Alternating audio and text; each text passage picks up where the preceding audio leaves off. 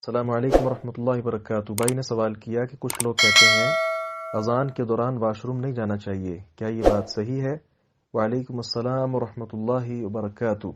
असल तो ये है, अजान का जवाब दिया जाए जिस तरह नबी सल्लल्लाहु अलैहि वसल्लम ने हुक्म दिया है, इज़ा समिअतुमुल मुअद्दिन फ़क़ूलू मिस्ल मा यक़ूल सुम्मा सल्लू अलैहि।